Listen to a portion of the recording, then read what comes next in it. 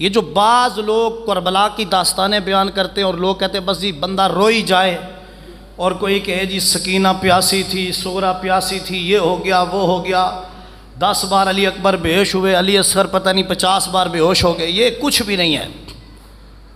پیاس تو تھی، سب کچھ تھا، لیکن یہ بعض جو من گڑت واقعات بنائے ہوئے ہیں کچھ لوگوں نے ذاکروں کے سن کر، وہ ایک اور بات ہے، آپ سمجھ رہے کہ نہیں؟ لیکن شہیدان کرب و بلا کی وہ داستان ہے۔ اب جو آپ اس وقت یزید اور اس کے ساتھیوں کا ظلم دیکھیں گے، ان پر آنکھوں میں آنسو تو آ ہی جاتے ہیں، آنسو چھلک بھی پڑتے ہیں۔ غم حسین میں آنکھ کا تر رہنا عبادت ہے۔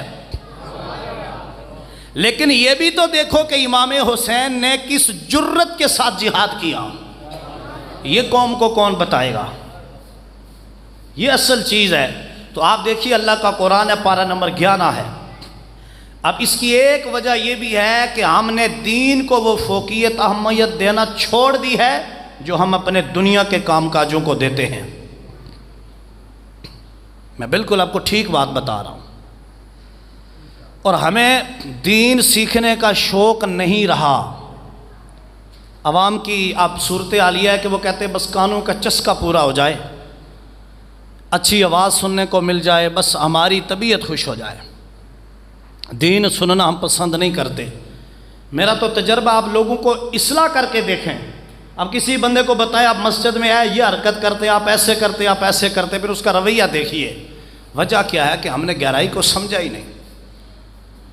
اور پھر ہوا یہ اس کا نقصان کہ ہماری قوم جو ہے، نوجوان نسل بھی ایسے پیروں اور ایسے ملنگوں کے پیچھے لگ گئی کہ جہاں دین ہے ہی نہیں، قوالوں کے پیچھے لگ گئے لوگ۔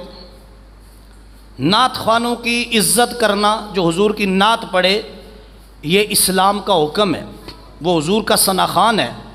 لیکن میرا تجربہ ہے اس وقت آپ راول پنڈی اور پوری دنیا کے مشہور نعت خوانوں کو دیکھیے، جو پروٹوکول جو ان کو دیا جا رہا ہے، جتنے پیسے ان کو دیے جا رہے ہیں، ایک عالم دین کو وہ پروٹوکول کیوں نہیں دے جا رہا؟ ہر جگہ ایسا نہیں ہے، ماشاءاللہ بڑے اچھے نیک لوگ بھی ہیں اور پڑھے لکھے بھی ہیں، اکثریت دین کو سمجھنے والی ہے، لیکن جو میں نقطہ پیش کر رہا ہوں اسے سمجھیے۔ یہ کیا وجہ ہے کہ اسی محفل میں ایک عالمی شہرت یافتہ نعت خوان آ رہا ہے اور پتہ نہیں وہ کلام کیسا پڑھے گا، کس کا پڑھے گا؟ ایک تو یہ ہے، اور دوسری بات یہ ہے کہ اسی محفل میں ایک نعت خوان ہے، اسی محفل میں ایک عالم ربانی خطاب کے لیے آ رہا ہے۔ میری بات سمجھ رہے ہیں نا آپ؟ جو سمجھانا چاہتا ہوں وہ سنیے۔ اسی محفل میں کسی جگہ کے خلیفہ صاحب آ رہے ہیں، کوئی پیر صاحب یا صاحبزادہ صاحب آ رہے ہیں، جو عالم ہیں وہ تو ٹھیک ہے، لیکن جو عالم نہیں، حافظ قرآن بھی نہیں اور تجوید سے قرآن بھی نہیں پڑھا رہا، اب اس کو جو پروٹوکول دیا جا رہا ہے ہماری محفل میں، وہ ایک عالم ربانی کو کیوں نہیں دیا جا رہا؟ یہ نہیں کہ آپ نہیں دیتے، آپ تو دیتے ہیں، لیکن اکثریت میں اس وقت اہل سنت کا یہ حال ہو چکا ہے۔ اور کئی اشتہارات آپ کو ایسے نظر آئیں گے کہ اتنے بڑے بڑے نعت خوانوں کے تصویریں اور نام لکھے ہوں گے، اور درمیان میں چھوٹا سا نام ایک عالم دین کا لکھا ہوگا کہ ان کا خصوصی خطاب ہے۔ اگر کوئی نعت خوان ساتھ نعت خوان بھی ہے اور عالم بھی ہے، خالد حسنین صاحب کی طرح یا اور بہت سارے لوگ، وہ ایک الگ بات ہے، لیکن جو صرف نعت خوان ہو، وہ ہمارے سر کا تاج ہے، ہر وقت نبی کا ذکر کرتا ہے، بڑی شان والا ہے۔ لیکن اگر ایک طرف عالم دین کو رکھا جائے، دوسری طرف جتنا بڑا چوٹی کا نعت خوان ہو، پوری دنیا میں اس کے چرچے ہوں، وہ عالم ربانی کے مقام کو چھو بھی نہیں سکتا ہے۔ سبحان اللہ اونچا کہیں ذرا۔ یہ باتیں قوم کو کون بتائے گا؟ یہ نہیں بتائی گئی، لحاظ کرتے رہے لوگ۔ آج اہل سنت کا جو حال ہے وہ آپ کے سامنے ہے، لوگ دین سیکھنے کے لیے تیار نہیں۔ جہاں کوئی کہے گا میاں صاحب فرماتے لوگ اٹھ کر نوٹوں کی بارش کریں گے، اور جب کوئی ان کی اصلاح کرے گا کہ اخلاق سنواریں، زکوٰۃ دیں، ماں باپ کی فرمانبرداری کریں، سودی کاروبار نہ کریں، زنا سے دور رہیں، اپنی شرمگاہوں کی حفاظت کریں، اصلاح کرے گا، تو ایسا لگے گا کہ پتہ نہیں لوگ سارے اس عالم سے ناراض ہو گئے۔ اب نہ کوئی خدمت کے لیے اٹھے گا، نہ کوئی اسے داد دینے کے لیے تیار ہے، حالانکہ یہی وہ موقع ہے جہاں سب سے زیادہ خدمت کرنی چاہیے کہ یہ بندہ ہمیں جہنم سے دور کر کے اللہ کی جنت کی طرف بلا رہا ہے۔ سبحان اللہ کہنا ہے تو پھر آپ کو پتہ ہی ہے میرے مزاج کا، یا تو آپ خاموش ہی رہیں تو یا سارے سبحان اللہ کہہ دیں۔ ہر جمعہ کو مجھے بتانا پڑتا ہے، یقین جانے جو آپ جلدی آتے ہیں نا مجھے دکھ ہوتا ہے، مجھے یہ دکھ نہیں ہونا چاہیے۔ آپ جڑے بڈھے بیٹھے ہو تسی بھی سبحان اللہ کو، تے جوان بھی تو بچے سارے ہیں، دیکھیں نا، یا تو آپ خاموش رہیں، لیکن یہ دو چار سبحان اللہ کہتے ہیں، کچھ ویسے ہی کہہ دیتے ہیں، یہ نہیں یار، اللہ کے نام کی تسبیح ہے، جب اللہ کا نام بلند کیا جائے تو مزہ آ جانا چاہیے۔ تو یہ باتیں آپ کی سمجھ میں آ رہی ہیں نا؟ تو جب آپ دین سیکھیں گے نہیں، جب قوم کو یہ نہیں بتایا جائے گا کہ امام حسین رضی اللہ تعالی عنہ اور آپ کے قافلہ کے ہر جوان نے کس جرت بہادری کے ساتھ یزیدیت سے لڑا ہے اور کیوں لڑا ہے، تو بھی یہ قوم کا نوجوان کیا اس کو محرم کے جلسے میں بلا کر من گڑت روایات سنا کر برلا کے بھیج دینا یہی امام حسین کا پیغام ہے؟ آؤ میں تمہیں بتاتا ہوں حسین کون ہے۔ امام الانبیاء صلی اللہ تعالیٰ علیہ وآلہ وسلم کے غلاموں، جس کے بارے میں میرا رب کہے وَلَا تَحْسَبَنَّ الَّذِينَ قُتِلُوا فِي سَبِيلِ اللَّهِ أَمْوَاتًا،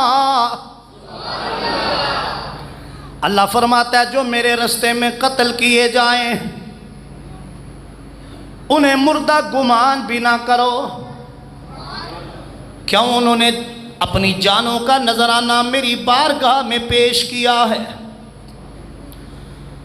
امام الانبیاء کے غلام و بندے کو اللہ نے فطرت رکھی ہے انسان کے اندر، یہ انسان اپنے وطن سے بڑی محبت کرتا ہے، یہ انسان اپنے مال سے، بیوی بچے اور بچیوں سے بڑا پیار کرتا ہے، اور اپنی جان سے ہر شے سے بڑھ کر پیار کرتا ہے، لیکن وہی جان جس جان سے دنیا کی ہر شے سے بڑھ کر پیار کرتا ہے، محبت کرتا ہے، جب دین کی باری آتی ہے،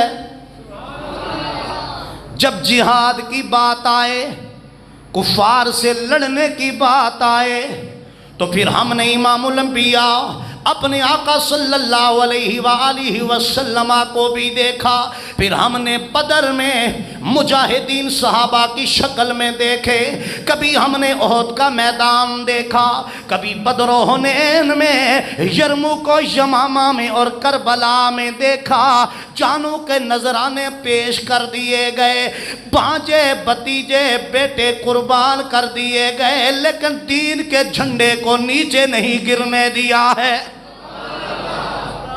میں قربان جاؤں وہ شہید جو خدا کے رستے میں قتل کیا جائے، کفار کے ساتھ لڑتے ہوئے، میرا اللہ فرماتا ہے وہ زندہ ہے، اسے تم مردہ گمان بھی نہیں کر سکتے، اگر تمہارے ذہنوں میں اس کے لیے مردہ ہونے کا تصور بھی نہ آئے، وہ اتنی شان کے ساتھ ہے۔ اے اللہ اگر وہ شہید ہو گیا، تلوار چلی، گردن جسم سے جدا ہو گئی، یا آج کے دور میں فائرنگ ہوئی، بم بلاسٹ ہوا، جسم کی بوٹی بوٹی ہو گئی، میرے اللہ اگر زندہ ہے تو کہاں گیا؟ فرمایا بل احیاء، یہ شہید زندہ ہے، اے اللہ ہماری آنکھوں سے اوجل ہو گیا، اگر زندہ ہے تو پہنچا کہاں ہے؟ فرمایا عند ربہم، اپنے رب کے دربار میں پہنچ گیا ہے۔ اور پھر کس شان سے زندہ ہے؟ عند ربہم یرزقون،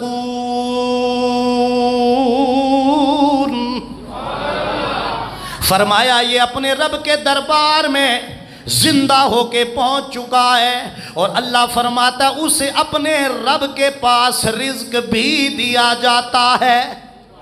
یرزقون یہ ہے مضارع کا صیغہ، اور مضارع میں دونوں زمانے پائے جاتے ہیں، حال بھی مستقبل بھی۔ میرا اللہ فرماتا ہے قیامت تک آنے والے جس بھی میرے مومن نے، جس بھی میرے بندے نے جان کا نذرانہ میری راہ میں پیش کیا، اللہ فرماتا ہے جو ہی شہید ہوا اس کو ہم نے ہمیشہ کی زندگی دے دی، وہ آج بھی زندہ ہے، قیامت تک زندہ رہے گا۔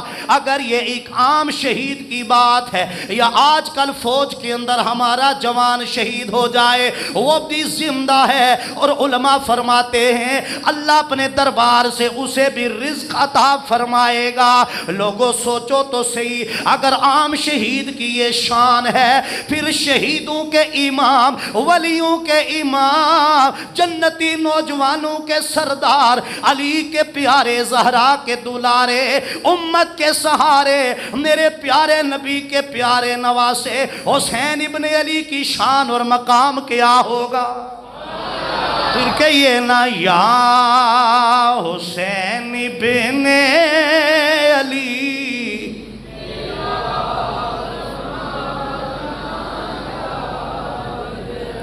تسی سارے اپنی آواز چیک کرو، صرف یا حسین ابن۔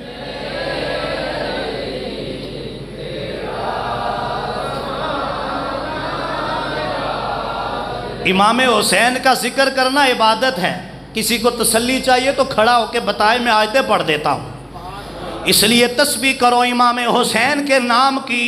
یہ جو اب تسبیح رولتے ہیں نا، اگر حسین جان نہ دیتا، نہ یہ مسجد، نہ یہ تسبیحاں، نہ ممبر، نہ اذان، نہ محراب، نہ تلاوت قرآن، محبت سے کہیے یا حسین ابن علی تیرا زمانہ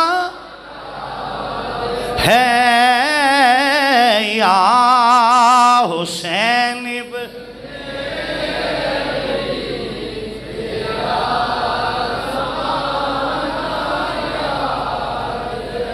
حضرت اصغر کا وہ تیر کھانا گود میں، نہر پر عباس کا بازو کٹانا یاد ہے، یا حسین ابن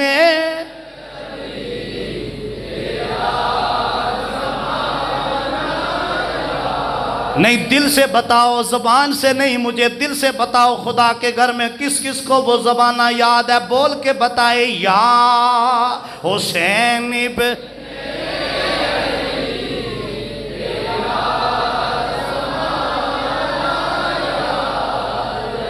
میرے محبوب علیہ السلام اپنے دونوں نواسوں حسن حسین کو سونگتے ہیں اور فرماتے ہیں یہ دونوں میرے جنتی پھول ہیں، ان سے مجھے جنت کی خوشبو آتی ہے، اور فرمایا یہ دنیا میں بھی میرے پھول ہیں، آخرت میں بھی میرے دو پھول ہیں۔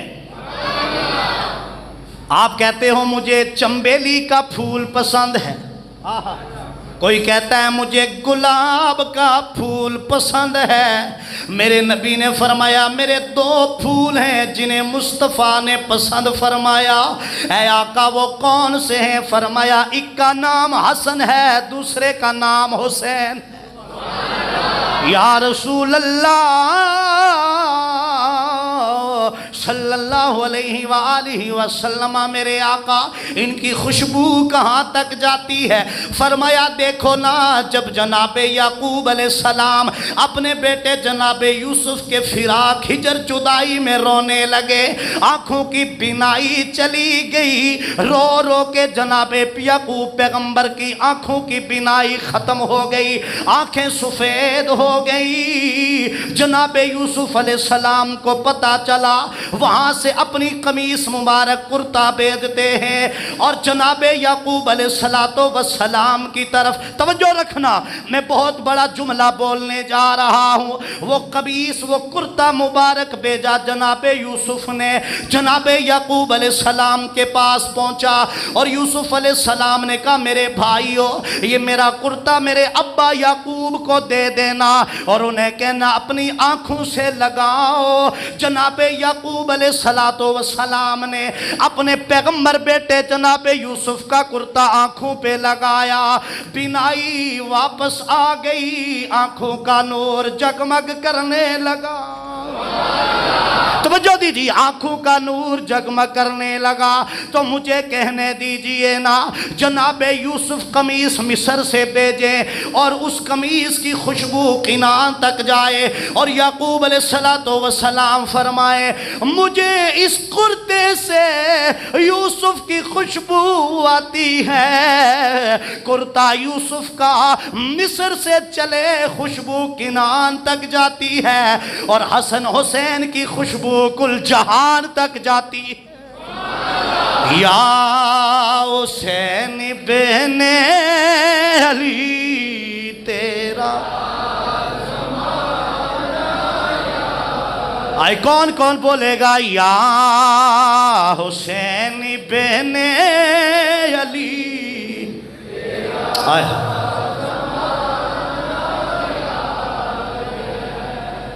شعر ایک سناما نے جو سبحان اللہ کہہ دیو تھا، سارے اچھی آواز نہ ذرا۔ حسنین کے دو نین پہ کاٹی تو سائے شعر سنے ہو نا، فقیر سے سنے ذرا آج۔ اچھا پہلے جو نوجوان بیٹھے ہو نا، بزرگوں کو تو پتہ ہے، پرانے لوگ ہیں آپ، نین کہتے ہیں آنکھوں کو۔ نین کس کو کہتے ہیں؟ بولے نا، نین کس کو کہتے ہیں؟ آنکھوں کو۔ اور کونین، جب آپ کہیں گے نا کونین کے نبی تو معنی ہے دو جہانوں کے نبی۔ اب شعر سنیے، آپ کو لطف آئے گا۔ کہنے والا کہتا ہے حسنین کے دو نین پہ سونین تصدق، حسنین کے دو آنکھوں پر 100 آنکھیں تصدق قربان ہو جائیں۔ دوسرے مصرے میں شاعر اس کا جواب دے گا، کہتا ہے 100 آنکھیں بھی کوئی شے ہیں؟ حسنین کے دو نین پہ 100 نین تصدق، حسنین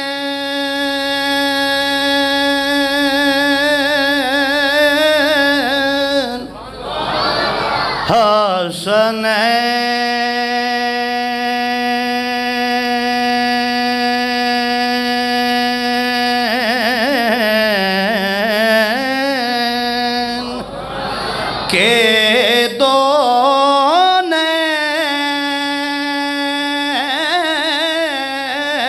حسنین کے دو نین پہ 100 نین تصدق، حسنین کے دو نین پہ 100 نین تصدق، 100 نین کیا چیز ہے، کونین تصدق۔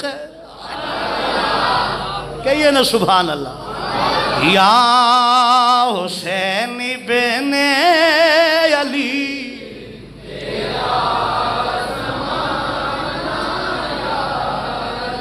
میرے حسین پاک تو جنتی نوجوانوں کے سردار، ولیوں کے امام، اور کتنا خوش بخت ہے میرا حسین، نبی نانا نبیوں کا امام، ابا ولیوں کا امام، ماں ساری جنتی عورتوں کی سردار، اور خود بھی جنتی نوجوانوں کے سردار۔ میں اور آپ آج حسین ابن علی کا ذکر کیوں کرتے ہیں؟ یہ بات کم بیان کی جاتی ہے، لیکن فقیر سے یہ بھی سن کے جاؤ، جب میدان کرب و بلا یزیدی فوج اور میرے آقا امام حسین آمنے سامنے ہوتے، جب جنگ ہونے کو ہوتی ہے، ان میں حضرت حر بھی موجود ہے، لیکن ابھی حر یزیدی لشکر میں کھڑے ہیں، اور جب دیکھا کہ کسی بھی لحاظ سے آج کی یہ کربلا کی جنگ ٹلنے والی نہیں ہے، حر نے دیکھا، کہا ادھر نواسائے مصطفیٰ ہے، ابن سعد ابن زیاد اور شمر ہے، ادھر یزیدی فوج ہے، ادھر حسینی فوج ہے، اور میں یوں بھی خطیبانہ لہجے میں کہوں گا، حر ٹک ٹکی باندھ کے دیکھتے ہیں اور سوچتے ہیں ادھر یزیدی فوج ہے، ادھر محمدی فوج ہے۔ دل نے کہا حر جلدی کرو، گھوڑے کو ایڑی لگاؤ، ذرا حسینی فوج میں چلتے ہیں۔ گھوڑے کو ایڑی لگائی اور سیدھا امام حسین کے دربار میں پہنچے، کہتے ہیں آقا حسین اگر تمہارے ساتھ میں جہاد کروں اور اپنی جان کا نذرانہ پیش کروں کیا مجھے جنت ملے گی؟ میرے پاک حسین نے فرمایا حر تو جانتا ہے جنت ہمارے نانا کی ہے اور ہم جنت کے مالک اور سردار ہیں، اگر تم میری فوج میں آ جائے تو حسین اپنے ہاتھ میں تیرا ہاتھ پکڑ کے تجھے ساتھ جنت میں لے جائے گا۔ حضرت حر نے گھوڑے کو ایڑی دی اور حسینی فوج میں آ کے شامل ہو گئے۔ میں قربان جاؤں، امام حسین رضی اللہ تعالی عنہ کے ساتھیوں میں آپ شامل ہو گئے، میدان کربلا میں جاتے ہیں۔ اب دیکھیے جب قسمت جب نصیب چمکتے ہیں تو کیا ہوتا ہے؟ یہی وہ حر ہیں جنہوں نے سب سے پہلے امام حسین کا راستہ روکا تھا، لیکن جب ہدایت کی طرف مائل ہوئے تو یہی امام حسین کے قافلوں میں آ کے شامل ہو گئے اور جہاد کیا۔ درجنوں سینکڑوں یزیدیوں کو واصل جہنم کر کے شہید ہو کے جنت میں مقام پا لیا ہے۔ میرے مسلمان بھائیوں توجہ کرنا حضرات، میں جو عرض کر رہا ہوں اس کی طرف توجہ دیجئے۔ حضرت حر ہے نا اور امام حسین کی فوج میں آئے، قیامت تک جہاں بھی شہدائے کربلا کا ذکر ہوگا، امام حسین کا ذکر ہوگا، ساتھ میں حضرت حر کا بھی ذکر ہوگا۔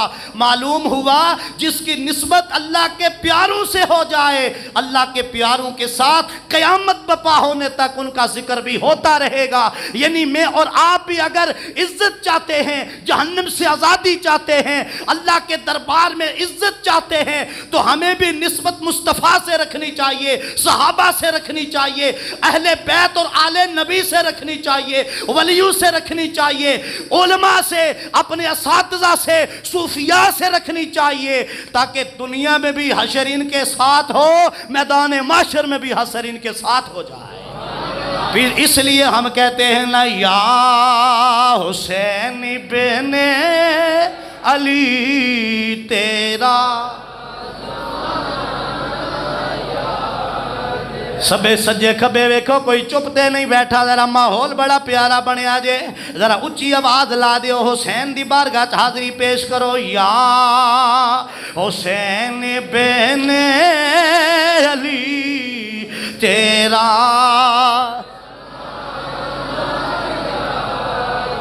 جنید بغدادی بہت بڑے پہلوان تھے، لیکن ایک کمزور سید زادہ آیا اور اس نے آ کے کہا جنید میرے بادشاہ نے اعلان کیا، تیرے بادشاہ نے اعلان کیا۔ جنید بغدادی پہلوان ہیں، ابھی ولیوں کے امام نہیں بنے۔ میں کچھ جو کہنا چاہتا ہوں اس پہ توجہ دیئے سارے، میں صرف اشارہ کروں گا، 1.5-2 منٹ کے اندر اس بات کو میں مکمل کر کے آگے میں شہدائے کربلا کی طرف آتا ہوں۔ میدان سج گیا اور جنید کے بادشاہ نے اعلان کیا جو میرے پہلوان جنید کو ہرا دے گا آدھی بادشاہی انعام میں دوں گا۔ نہ تساں ٹلے بولو چکے تواڈے نزدیک آدھی بادشاہی گل ہی کوئی نہیں۔ ایتھے تانوں کوئی آئے جی اسلام آباد کوٹھی تانوں گفٹ کرنے آتے، تانوں پتہ نہیں پوری رات نیندر ہی نہ آوے۔ بادشاہ نے اعلان کر دیا جو میرے پہلوان جنید کو ہرائے گا میں آدھی بادشاہی دوں گا۔ کیسا دلدار بادشاہ تھا یار، بندے کو دلدار ہونا چاہیے، دل غنی ہونا چاہیے. ہوں تے لوکاں ماشاءاللہ ماشاءاللہ ماشاءاللہ. تو جو ساڑھے محلے گلی کدھر سید رہنے ہوں تو سانوں پتہ ہی کوئی نہیں انہوں نے گھر کتے ہیں جی. اور دعویٰ ہے جی ہم سادات سے آل سے بڑا پیار کرتے ہیں. ایک گلاں نال پیار نہیں ہوندے، ایک گلاں نال پیار ہونا. امام صاحب، خطیب صاحب، امی جی، ابو جی، استاد جی، اساں تواڈے نال بڑا پیار کرنے ہاں. ابو بکر، عمر، عثمان، علی تے حسین پاک کے رفقا نے کربلا میں بتایا پیار باتوں سے نہیں ہوتا، جب پریکٹیکل آئے تب بھی بتانا پڑتا ہے کہ ہمیں تم سے محبت ہے. ٹلے بولو ٹلے. اعلان ہو گیا. آئے اعلان کیا ہوا؟ بادشاہ نے اعلان کر دیا جو میرے جنید پہلوان کو کشتی میں ہرائے گا آدھی بادشاہی انعام میں. اسے پتا ہے میرا پہلوان کشتی میں کسی سے ہار کھاتا ہی نہیں. خبر پھیلتے ہوئے ایک سید زادے کے پاس پہنچی. وہ سید زادہ دوڑتا ہوا آیا. اس نے کہا میں بھی لڑوں گا. بڑے بڑے پہلوان آئے، جنید کے سامنے کوئی ہمت نہ کر سکا. وہ دبلا پتلا سا انسان آتا ہے، کہتا ہے میدان میں اترا کھلاڑے میں، کہتا ہے جنید کان قریب کرو، میں نے کچھ بات کہنی ہے. جب کان قریب کیے وہ کہتا ہے میں سید زادہ ہوں، میں پہلوان نہیں، میرا کمزور جسم دیکھ لو، لیکن اے جنید کئی دنوں سے میرے گھر میں فاقہ ہے، میں غریب ہوں، سید ہوں، حالات میرے بڑے کشیدہ اور ابتر ہو چکے ہیں، مفلسی کا زمانہ ہے، اور میرے گھر میں میری کنواری بیٹیاں نکاح کے لیے. اے جنید کوئی بھی ایسا ہیلا نہیں بن پڑ رہا کہ اپنی بچیوں کی شادی کرواؤں. اگر آج تم جان بوجھ کر ہار مان جاؤ، آدھی بادشاہی کا تمہارے بادشاہ نے اعلان کیا ہے، وہ مجھے مل جائے، میری بچیوں کے نکاح ہو جائیں گے. اور اے جنید تجھ سے مجھ سید زادے کا وعدہ رہا، کل قیامت کے دن اس کا انعام اپنے نانا سے جنت کے ٹکٹ کی صورت میں تجھے دلوا دوں گا. یہ جنید ہی ہے. ابھی جنید بغدادی اور ولیوں کے امام نہیں بنے. کشتی ہوتی ہے. جنید پہلوان ضرور تھا. میری آنکھوں میں آنسو آ جاتے ہیں جب بھی میں اس واقعہ کو یاد کر. تو سنو، بندے کے پاس اچھا گھر دولت ہو لیکن ساتھ تکبر ہو تو مزہ نہیں، عاجزی ہو. نوجوانوں، جنید پہلوان ضرور تھا لیکن متکبر نہیں تھا. سید زادے کی بات سنی، جان بوجھ کے نیچے ہار مان لی. سید زادہ چھاتی کے اوپر چڑھ گیا. حضرت جنید جان بوجھ کر گر گئے، ہار مان لی. بادشاہ نے کہا ایسا نہیں ہو سکتا، میرا پہلوان کشتی میں آج تک کسی سے ہارا ہی نہیں. یہ کون سا ہے کمزور بدن والا جو بار بار میرے پہلوان کو ہرا رہا ہے؟ بادشاہ نے جب یہ دیکھا کہا جنید میری ناک تو نے کٹوا دی، ہزاروں لاکھوں کا مجمع تماشا دیکھ رہا ہے، اور تجھے پتہ بھی ہے کہ میں نے آج آدھی بادشاہی کا اعلان کیا ہے. حضرت جنید اپنے بادشاہ کو کہنے لگے اے میرے بادشاہ، ایک طرف تو ہے، ایک طرف سید زادہ ہے، ایک طرف تیری آدھی بادشاہی ہے، دوسری طرف خدا کی جنت ہے. میں نے فیصلہ کر دیا، نہ تیری طرف آنا ہے نہ آدھی بادشاہی کی طرف آنا ہے. میں نے سید زادے کو خوش کر دیا ہے.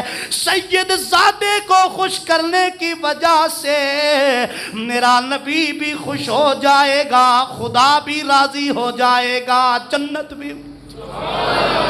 ہاں میرے مسلمان بھائیوں، پھر دنیا نے دیکھا کہ وہ جنید بغدادی بن گئے، علماء اور اولیاء کے امام بن گئے. ایک سید سے پیار کرنے کی وجہ سے جان بوجھ کر میدان میں لڑائی میں اکھاڑے میں جان بوجھ کے ہارنے کی وجہ سے ایک سید کا احترام کیا. اس کی بچیوں کے اس نے سلوک کرنے کی وجہ سے اس کے ساتھ جنید بغدادی کو علم بھی مل گیا، ولایت بھی عطا کر دی گئی ہے۔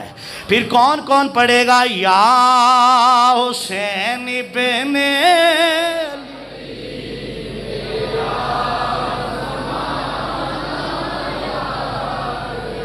اسد الغابہ۔ میری عادت ہے من گڑت واقعات بیان نہیں کرتا، میرے محبوب علیہ السلام کا دربار ہے۔ توجہ ہے سب کی؟ کون سبحان اللہ کہے گا؟ امام حسن امام حسین رضی اللہ تعالیٰ عنہما، بچپن کا زمانہ ہے اور دونوں شہزادے کشتی کرنے لگے۔ یہ گھر میں نہیں، بچے آپس میں کھیل کرتے رہتے، کشتی جسے کہتے ہیں۔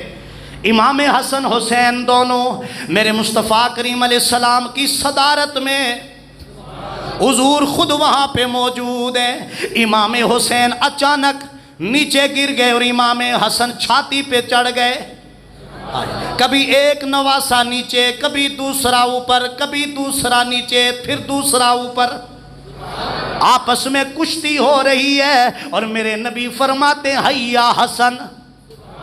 عربی میں حیا کا معنی ہوتا ہے بلے حسن، واہ حسن، شاباش حسن۔ میرے آقا امام حسن کو شاباش اور بلے بلے داد دے رہے ہیں، اور آپ کی پیاری لخت جگر حسنین کی اماں جان سیدہ طیبہ طاہرہ فاطمہ الزہرا رضی اللہ تعالی عنہا بھی پاس موجود ہے۔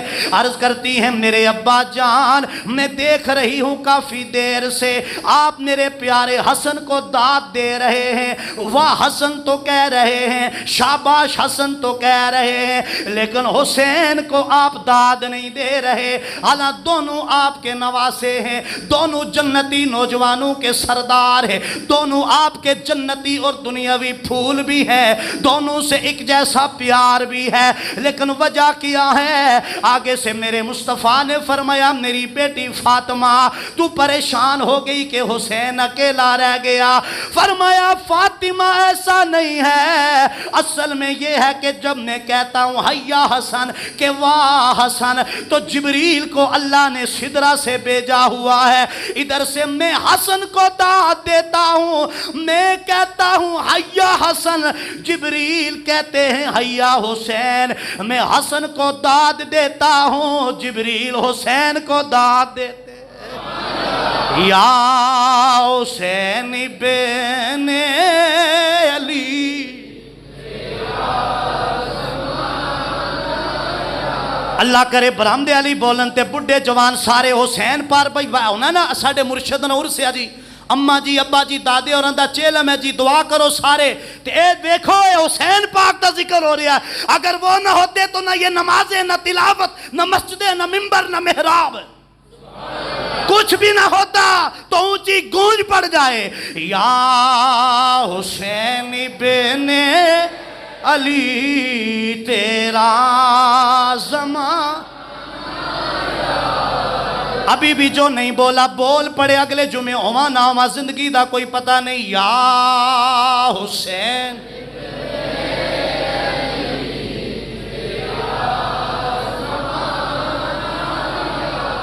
کس کس کو یاد ہے ذرا بتائے نا اللہ کے گھر میں؟ یا حسین ابن،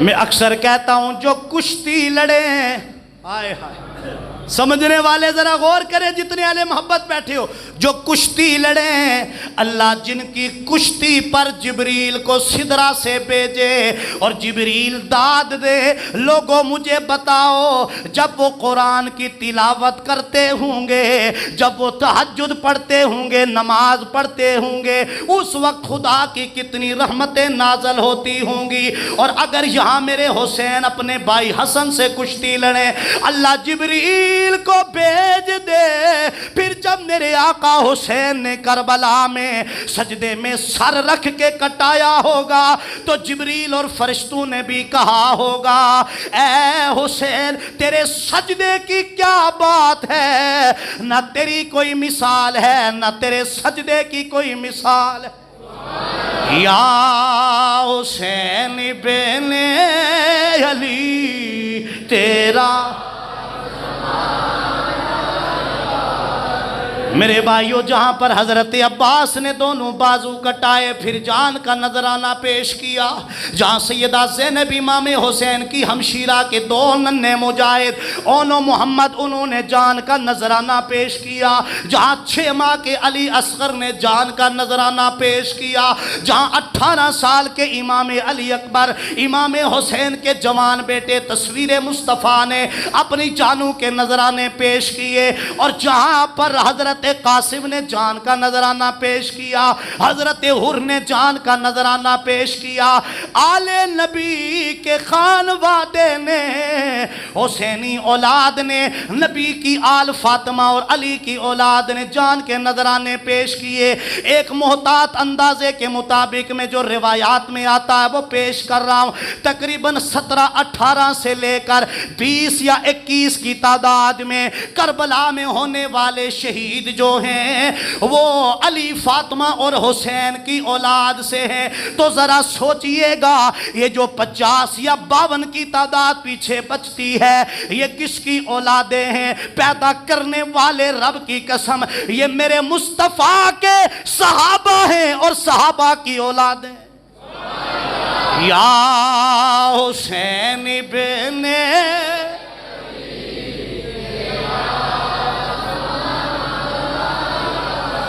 آخری پیغام بزرگوں کے لیے بھی ہے، لیکن جتنے بھی جوان اور بچے آج اس اجتماع میں آئے ہیں ان سب کے لیے میری طرف سے آخر پہ تحفہ ہے۔ سبحان اللہ کہیے ذرا۔ اے بندہ کلین شیو کرا کے، میں مسئلہ سمجھا رہا ہوں، کوئی ناراض نہ ہوئے، جڑا ناراض ہویا جمعے تو بعد میں انہوں مل بھی لوے، داڑھی منڈا کے تے نمازاں قضا کر کے تلاوت قرآن بھی نہ کرے، ماں باپ دا دل دکھاوے، نہ زکاة دے نہ قربانی دے تے بھئی آکھے بلے بلے میں بڑا کامیاب ہو گیا تے میری جوانی کاٹن دا سوٹ پاوے، اچھی گل ہے تے اپنی دولت جوانی تے ناز کرے۔ ایک آج دے دور دا اے جوان ہے پر ایک حسین پاک دے نال کربل وچ ایک جوان ہے۔ آؤ جو وقت باقی ہے 2 سے 2.5-3 منٹ کے اندر اس جوان کا وہ احوال آپ کے آگے رکھتا ہوں، ترنم چھوڑ رہا ہوں، وقت بچا رہا ہوں۔ نام ہے وہب بن عبداللہ کلبی۔ توجہ میرے ادھر رکھے ہو سارے حضرات، نام کیا ہے؟ وہب بن عبداللہ کلبی۔ 13 دن ہوئے ہیں ابھی شادی کو، دولہا ہے، ماں بھی کربلا میں موجود ہے، بیوی بھی۔ ماں نے کہا بیٹا وہب قریب آؤ، جاؤ تم بھی حسین پاک کے اس شہداء کے قافلے میں شامل ہو جاؤ، جہاد کرو۔ آپ نے کہا اماں جی میں ذرا اپنی بیوی سے اجازت تو لے لوں۔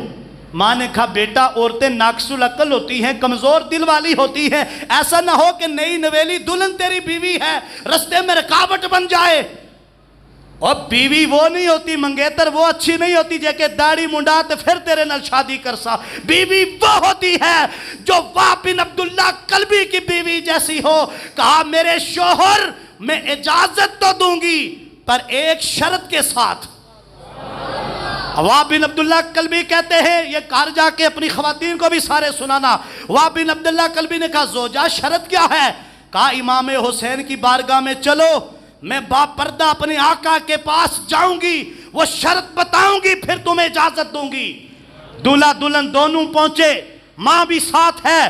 زوجہ نے کہا اے حسین ابن علی، اے میرے سردار سید، میرے پیر، میرے آقا حسین، میرا شوہر بھی تمہارے ساتھ جہاد کے میدان میں جا کے جان کا نذرانہ اللہ کے دربار میں پیش کرنا چاہتا ہے، لیکن میری ایک شرط ہے۔ اپنے شوہر سے بھی کہتی ہوں اے نواسہ مصطفیٰ تم جنتی نوجوانوں کے سردار ہو، تمہیں بھی کہتی ہوں کہ جب اس کی گردن پر تلواریں چلیں، جب نیزوں اور پرچھیوں کی بارش ہو، تو تمہارے نبی کا اور میرے نبی کا فرمان ہے کہ جو ہی شہید کے خون کا قطرہ گرتا ہے زمین پر پہنچنے سے پہلے گناہ سب معاف، درجے بلند، اور بوقت شہادت رب کا دیدار بھی، جنتی حوروں سے نکاح بھی۔ اے میرے شوہر تم بھی اور میرے حسین آقا تم بھی، مجھے نہ قیامت کے دن بھول جانا، جب جنت میں جاؤ گے میں بھی تمہاری بہن حسین سیدہ زینب کی کنیز ہوں، فاطمہ کی نوکرانی ہوں۔ جب جنت میں جاؤ گے میرا بھی خیال رکھنا، مجھے بھی ساتھ جنت میں لے کے چلے جاؤ۔ وہ بھی حسین ابن علی تے فرمایا میری بیٹی گھبرانا، جو حسین کے ساتھ شہید ہوئے، جو حسین سے محبت کرنے والے ہیں، حسینی قافلے کے ساتھ جنت میں اکٹھے جائیں گے۔ آخری شعر ذرا سبحان اللہ کو پھر سنتا پڑھئے ذرا، نہیں جنہی اچھی سبحان اللہ کو۔ کہنے والا کہتا ہے تتی سیختے مکھن پکانا پاؤں اوکھا کمے